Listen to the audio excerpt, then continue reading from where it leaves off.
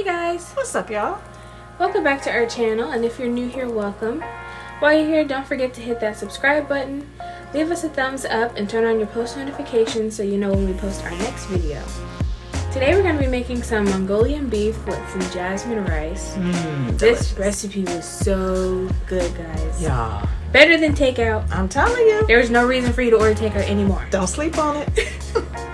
Alright, so if you guys are interested in the video, just keep on watching and we'll get started.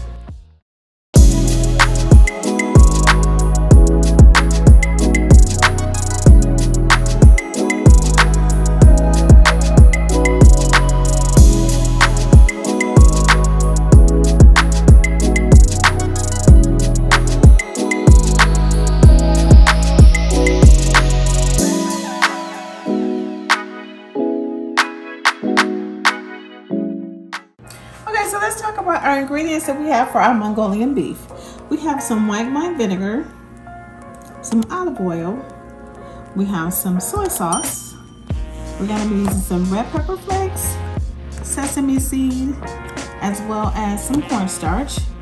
We also have some fresh garlic and green onions here, and we're going to be slicing and chopping some ginger, just a little bit of it though. And we have a red pepper, an onion, and we're also going to be topping our jasmine rice here with our beef. So that's going to be delicious. And we have some carrots here. We're going to be using flank steak for our meat. And we have broccoli and brown sugar. All right, and as usual, our ingredients will be listed below the video in the description with their exact measurements. All right, y'all, let's get started.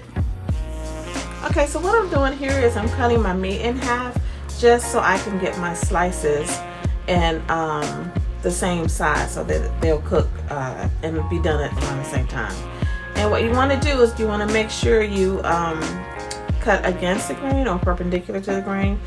This prevents the meat from being tough. It kind of breaks up the fibers in the meat to help it to be tender and not be so chewy. And so this really helps in that process.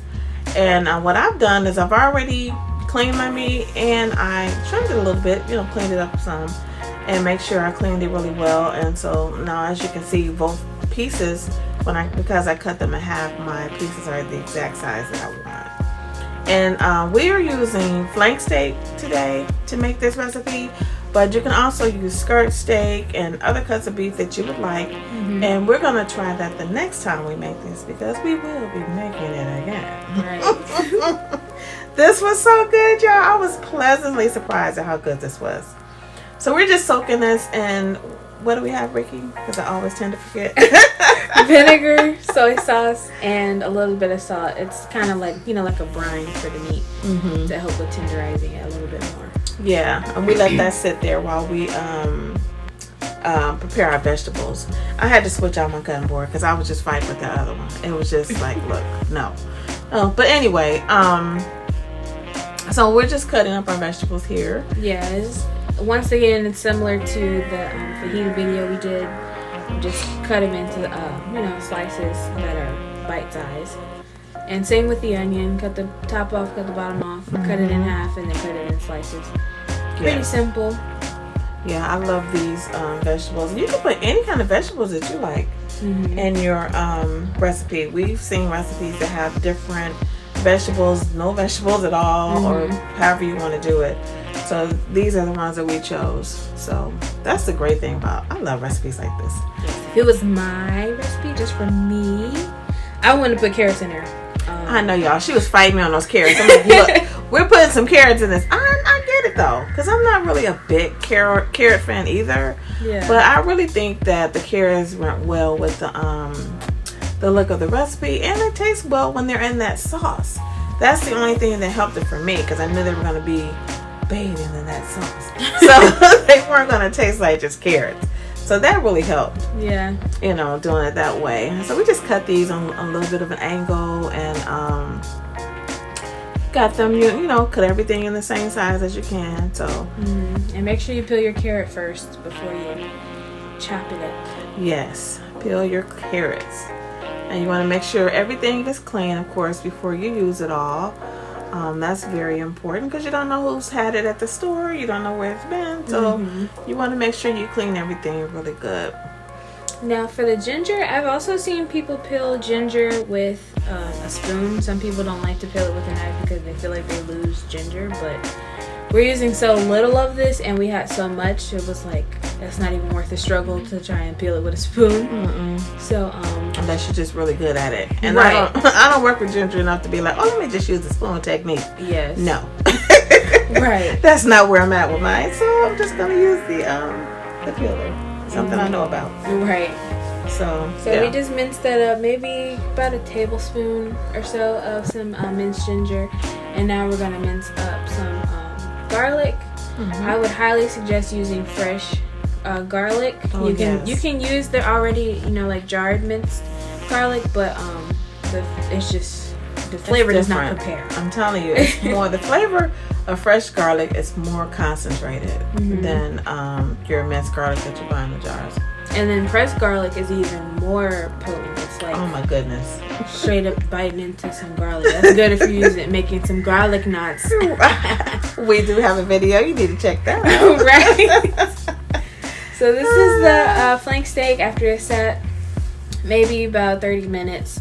I dumped that brine out and then I rinsed it a little bit so that salt just wouldn't be on the steak. And I tried to pat it dry as best I could, but there was still some water in there.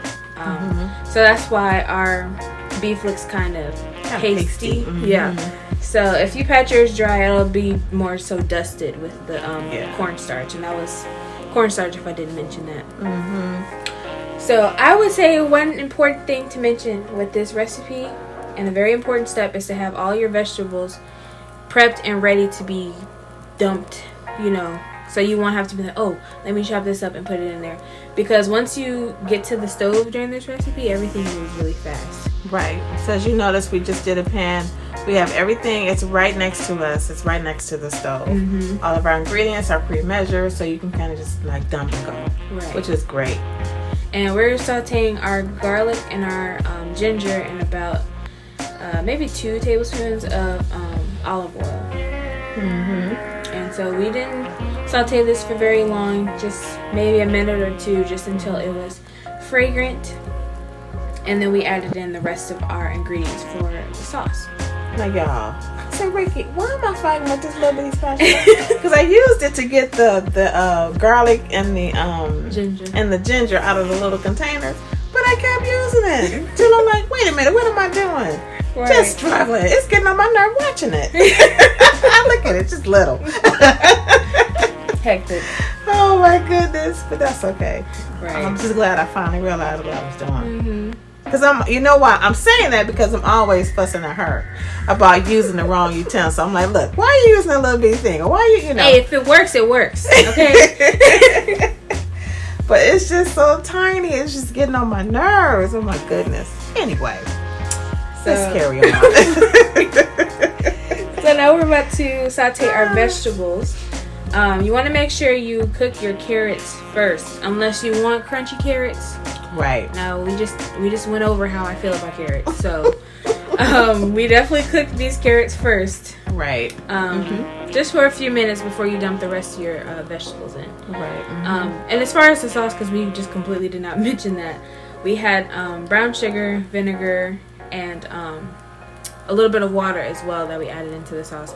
And if you want to, you can add some red pepper flakes like we mentioned in the beginning of the video. I think we did off camera just a little bit, because you don't want to burn anybody's socks off, as Gina Young would say. Right. So, oh my goodness.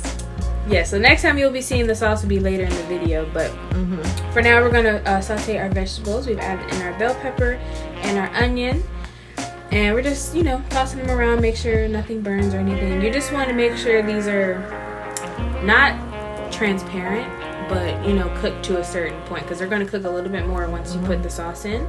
You mean translucent? I said transparent. You did. That's hectic. That's hectic. We are leaving that in. So That's okay, baby. I know what you meant. Thank you.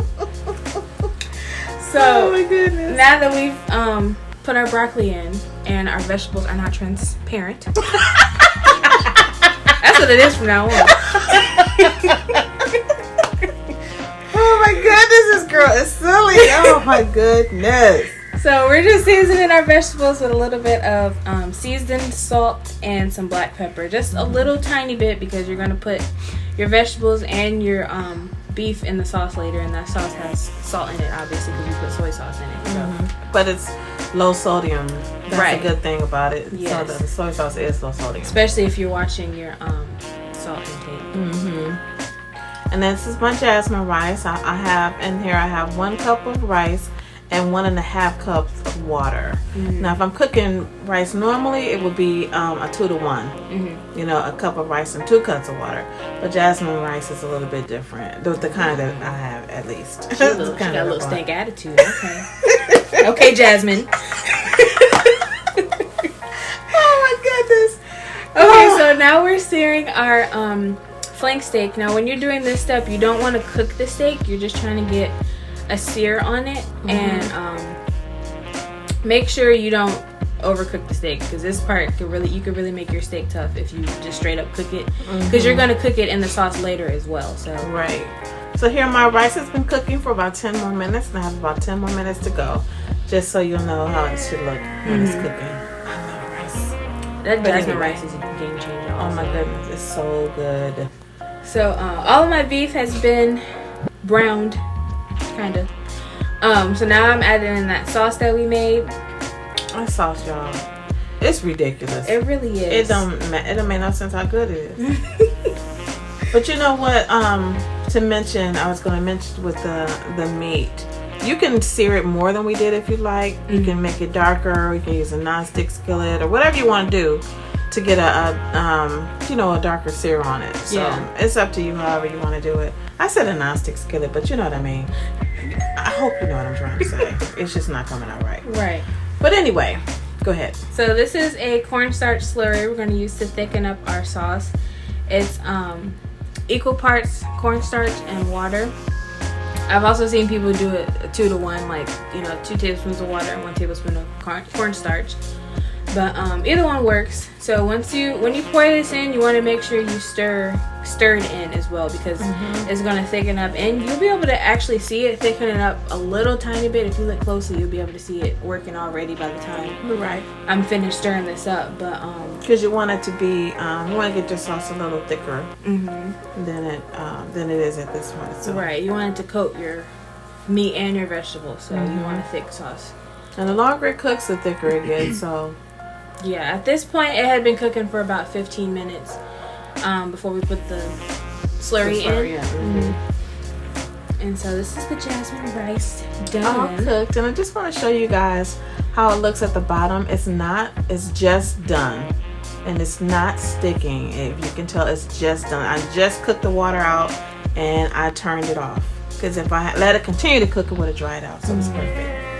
Yeah, she know how to cook some rice. Thanks to my mama. So this is the sauce after maybe 30 minutes. Man, this sauce right here. Oh, wait. As you can see how thick it got. Right. And so we let our meat cook in the throughout the whole recipe. I'd say maybe an hour or so. Yeah. And if you let it sit in your brine longer, it'll tenderize more, or use different recipes or whatever you want to do. We just want ours to slowly cook so that it will cook in that sauce really good. Right. And it did. Oh my goodness. My husband tore this recipe up. Oh my goodness. We should have cooked both, like 2 pounds of them, both packets. Yeah. But we just made like a packet and a half. Man, he went in on it. It was so good, y'all. No exaggeration. It was so good. And after we reincorporated the vegetables, it cooked for maybe 5 minutes, because the vegetables were already done. You don't want your vegetables to be mushy, unless that's your thing, If you want to get down like that, right? But and we're just topping ours with some sesame seeds and a little bit of green onion, which is optional. This would also look even prettier with some black sesame seeds. Oh, right. Yep, you're right. And you could also top yours with a little extra sauce if you like your saucy like I do. See, that's what she's doing right there. Mm-hmm. She, you know, Putting extra. put extra sauce. Extra sauce on there. You can add butter to your rice or leave it like that. You can add sauce on your rice or whatever you want to do. Yeah, so let us know how you guys like this video in the comments and how you would change up the recipe if you were to make it for you or your family. Yes, let us know if you try it. Alright, we'll see you guys next time. Thanks for joining us.